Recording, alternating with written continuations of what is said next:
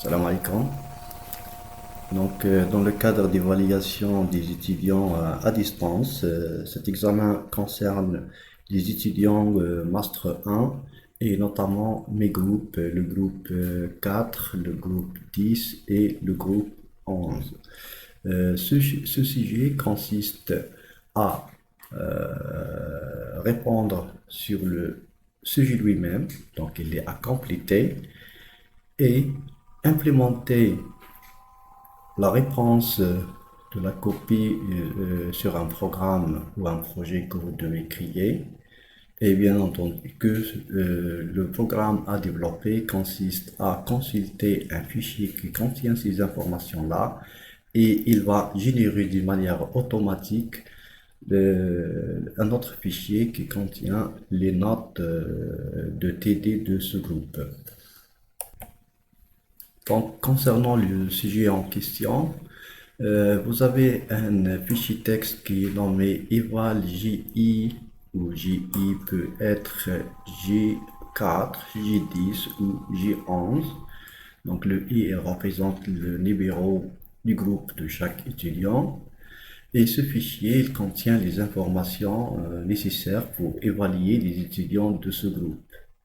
Les colonnes qui se trouvent dans ce fichier-là représentent respectivement le matricule de chaque étudiant. Je viens de mettre 1, 2, 3, 4, et etc. pour simplifier les choses. Il est suivi par le nombre d'absences de chaque étudiant. Donc, par exemple, le deuxième étudiant, il a une absence.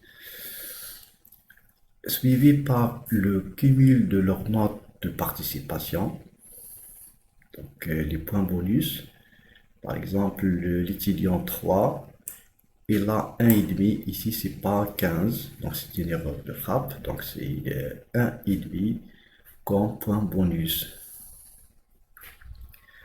Suivi par une note qui est attribuée à la structure du programme du premier test, qui est une note sur 5 points. Et enfin, une note du fonctionnement de ce programme qui est réalisé dans le cadre du premier test, qui est une note sur un point. Donc ce fichier texte-là, quand vous allez implémenter votre projet, vous devez le créer et il sera consulté pour calculer les notes de TD de ce groupe. Donc le programme de la page suivante que vous devez compléter, il permet d'automatiser cette évaluation en générant un fichier texte qui sera nommé les notes TD-JI, toujours le I peut être 4, 10 ou 11. Ce dernier contient les informations suivantes, donc le fichier à générer. Donc le matricule que vous allez récupérer à partir du premier fichier, donc c'est pour identifier l'étudiant. Une note pour le contrôle continu qui joue le rôle d'un test, qui est une note sur 5 points, et elle sera formée par 60% de la note de la structure du programme de test, qui est cette colonne. Comme vous le voyez, c'est une note sur 5 points. Il va prendre 60% de cette note-là. Et il va prendre 40% de son fonctionnement ou la note fonctionnement, c'est-à-dire cette colonne.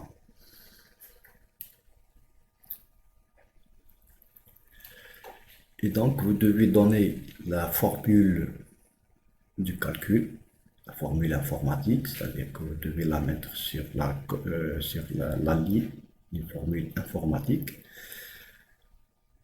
Par la suite, l'assiduité elle sera calculée en fonction du nombre d'absences de chaque étudiant.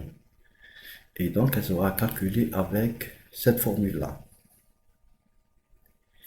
Donc, c'est 1,5 qui est le maximum de cette note, multiplié par quoi? Par 3 moins le nombre d'absences. C'est-à-dire, pour chaque absence, l'étudiant il aura moins 0,5.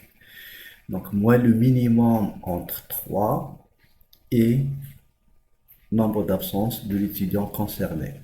Donc, remarquez si vous avez un étudiant qui a plus de 3 absences, donc le minimum, ça sera 3, et 3 moins 3, c'est 0, multiplié par n'importe quoi, c'est 0.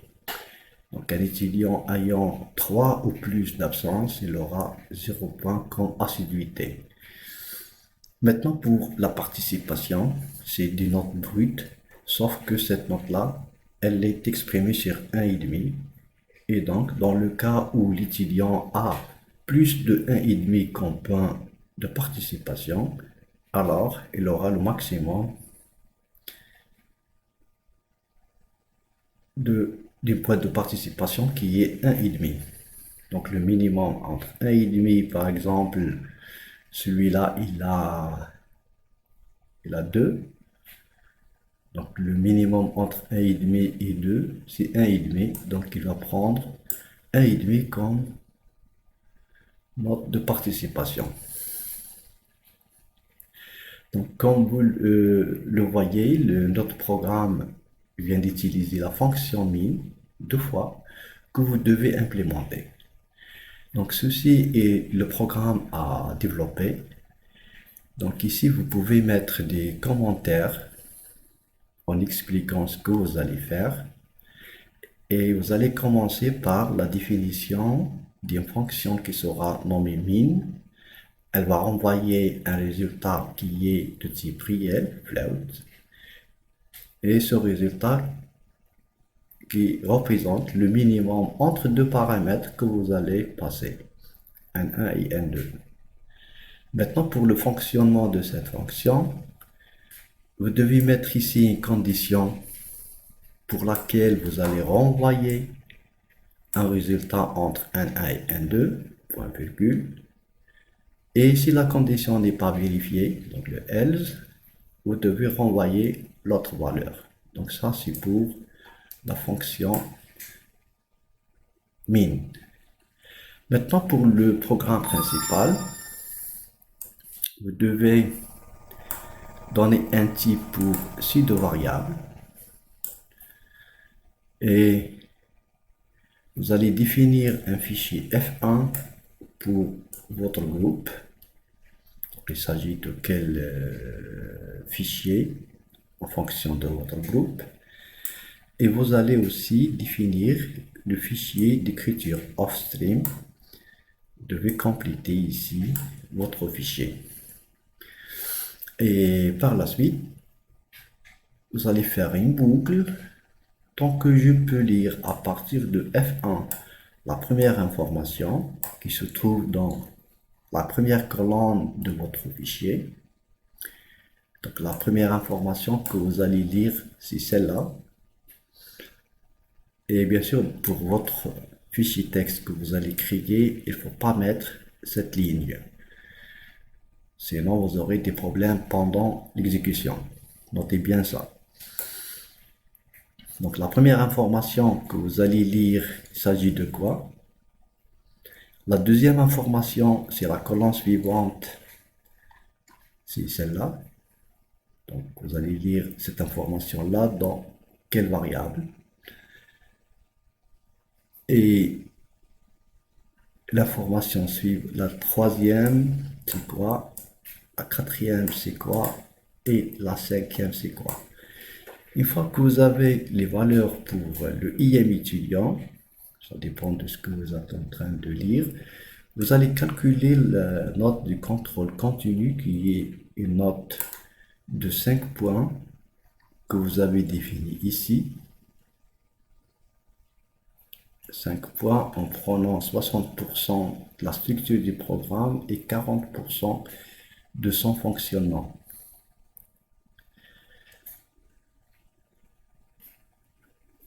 Donc, calculer l'assiduité, calculer le contrôle continu qui se fait avec la formule précédente. L'assiduité, elle est là, c'est cette formule-là, et donc vous allez appeler la fonction min que vous avez définie ici.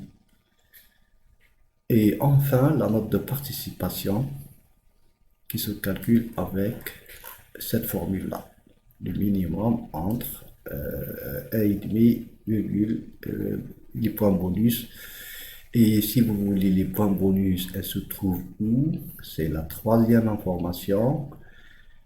Et la lecture de la troisième information, 1, 2, 3, c'est la variable que vous avez mis ici. Comme ça, on vient de terminer avec le calcul des informations qui vous permet de calculer la note de TD, qui est une somme algébrique, c'est la somme de ça plus ça plus ça. Alors, qu'est-ce que vous allez mettre dans votre fichier? Donc, le fichier résultat F2, qui est les notes TD de votre groupe.txt, vous allez écrire quoi? C'est les informations à afficher aux étudiants.